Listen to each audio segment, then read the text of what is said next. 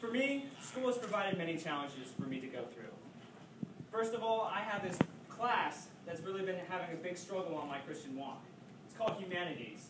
It's a college class, but it focuses on the arts, and it goes into a little bit of religious views and stuff like that. And we pulled up subjects and different verses from the Bible, and it presents a different perspective of what that verse is meaning. And what I have to go through is, from what I understand from reading the Bible myself, is that really true is what's being told in my class versus what I'm reading in the Bible? How do I know that which one's true? Well, 2 Timothy 4:7 says, I have fought the good fight, I have finished the race, I have kept the faith. In order to do this, first of all, you need to read your Bible. Right here, every page, every verse, Amen. Every chapter. Otherwise, you're not going to be able to understand it. I'm not going to be able to understand it in order to pertain it to my humanities class, in order to know that what is being said in humanities class is not fully truthful, so that I can see the full truth of God right here in the books. God has left us directions, God has left us a guidebook, and He has left us instruction. If you don't read it, you'll never know what God has in store for you and how He is going to direct your life.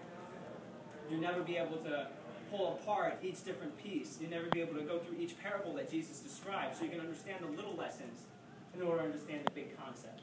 If you don't do that, how am I, for example, going to be able to understand my humanities class and know what's truthful there and what's not?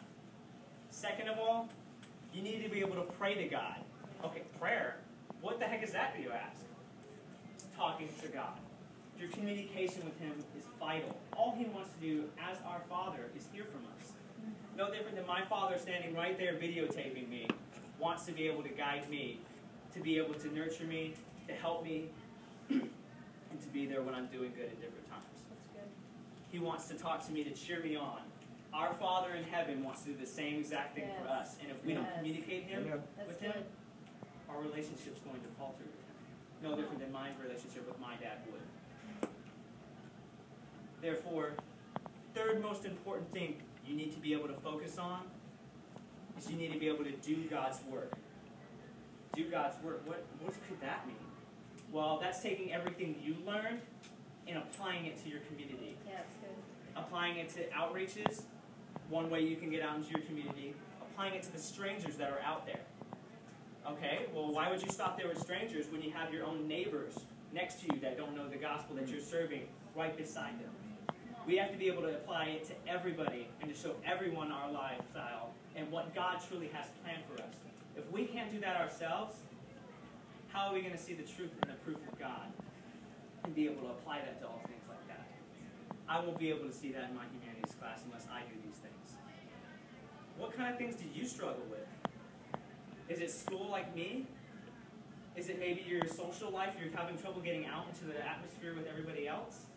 You have to be able to stand firm in your faith in order to get there where God is and keep your relationship strong.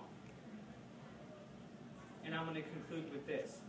In order to finish this race, you not only have to do points 1 and 2, but you have to do all 3.